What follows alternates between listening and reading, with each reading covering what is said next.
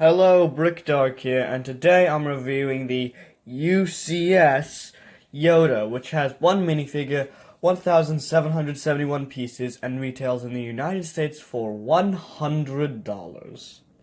So here is the Yoda minifigure included. It's nothing that we haven't really seen before, but it's always nice to get this character. He has the newer Yoda head with the rubber ears, as well as some hair printing on the back. Just attaches like a normal minifigure head, and you can make cursed figures with this, which is something I will probably do. It comes with a standard lightsaber with that nice kind of shine to the hilt, and the darker color of green, which I always like. No printing on his legs, but that's fine as they are short legs. And you get an idea. This is a different torso print from the one in Yoda's hut, if I'm not mistaken. Though, don't quote me on that. I might be wrong, but this does definitely look more like a prequel Yoda than an original trilogy Yoda. Anyways, that's it for the minifigure in this set. The Yoda makes a very big impression. You walk into the room and you see this and you immediately know who it is. And it definitely makes an impression. And it's actually pretty heavy, like probably weighs a good 2-3 pounds. And it's just built really well. You can see all this detailing, how they get the robes, and how it's not just one block. It's realistic, like this is how robes would actually be. You have a bit for the hood, and then you have these sleeves, and they hang down. It's built really, really well. Now, one complaint I do have is it does kind of lean forward if you push on the back, but doesn't lean forward enough to fall over. So you can kind of see the feet under there. Moving it on its side, you can see the undersides of the feet. You can kind of move them. They sometimes do pop off, as what just happened, but they just easily slide back into place. Now, it is pretty hollow under there. It's pretty open, unlike with the Porg, so that could be something people don't like. Now, I think one of the best parts of the set is the lightsaber. Now, we've never really gotten a lightsaber from Lego, at least not in this scale. It's very interesting how they build this, and you can see kind of how the hilt is built, and you even have the little button to ignite it.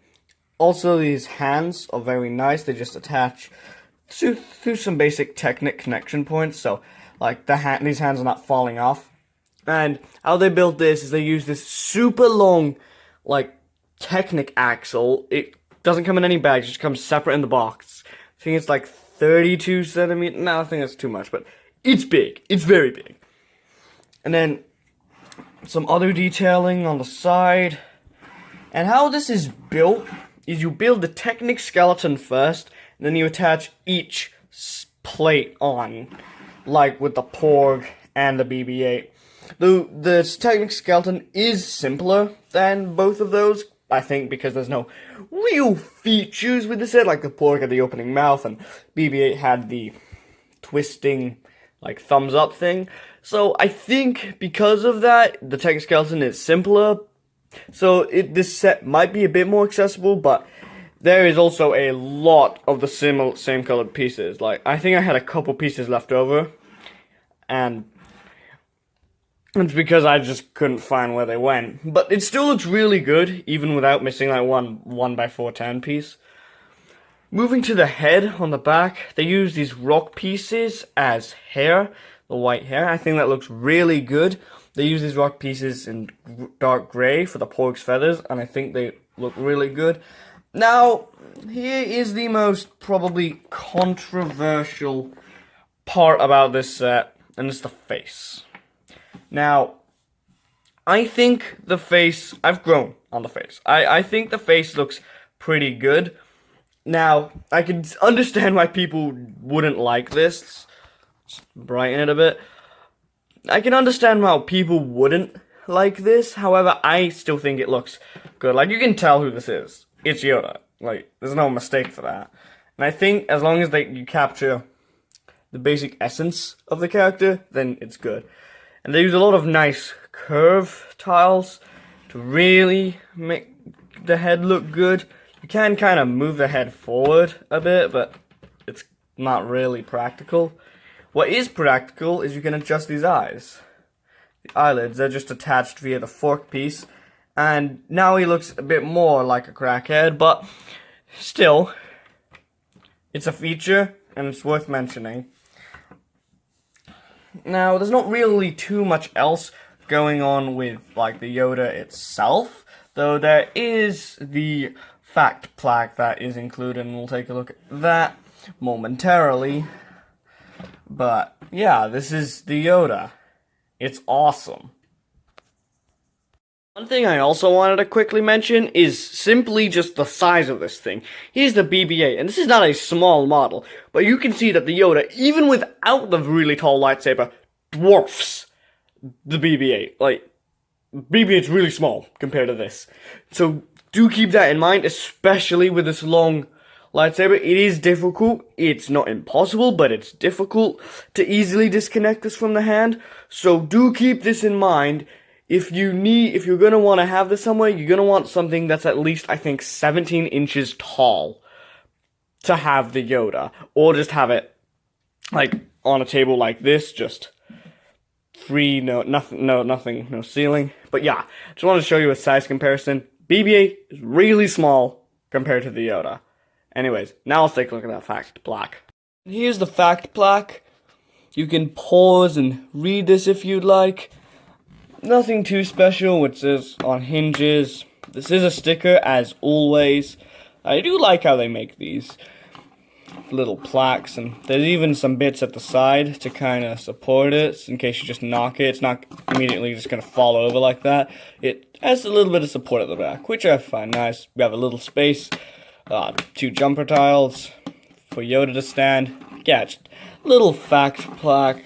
Again, you can pause and read that if you'd like. But yeah, just a little fact plaque. That's it for all the bricks included in the set. Now let's take a look at the box and instructions and all that other stuff. The box for this is absolutely massive. Look at how thick that is for just $100 set. This is a huge box. It's far, far bigger than the box which Kylo Ren's shuttle came in, which was $30 more and included about 700 less pieces.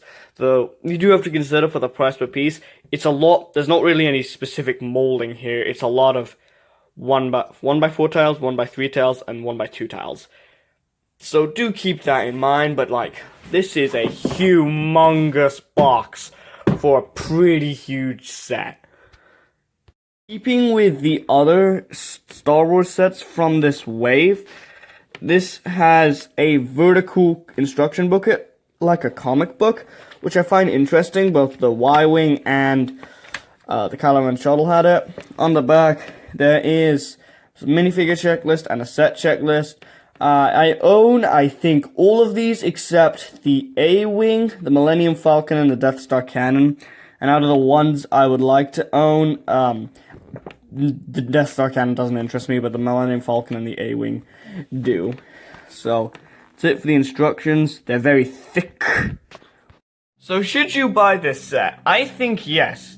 I definitely think it's an awesome display piece, and it makes its presence known. Whereas something like the BB-8 or the Porg could maybe go past the eye if it's hidden well enough. This Yoda, you see it? It's Yoda, and it's very hard to miss. This is also really solid. Like, I could probably throw this at the window and it would not break, or I could throw this from the top of the roof and this would not break, aside from maybe like a couple panels, like maybe this piece. But for $100, this is awesome. I definitely think this is an amazing price. They probably could have charged $120 for this. Any higher, I think, might have been pushing it, but definitely recommend this set. 9.5 out of 10. This is an awesome set. Probably my favorite, honestly, out of these types of like collectible, buildable figures. Awesome set. I highly recommend this. It's decently cheap for what you get.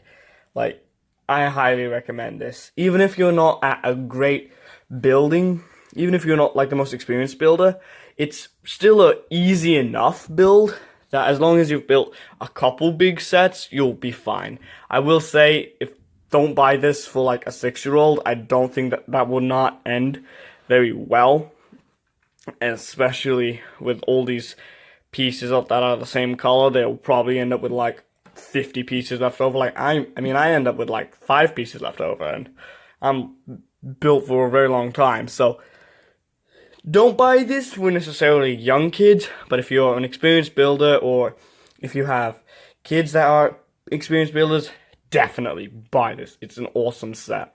Anyways, see you guys later. Peace.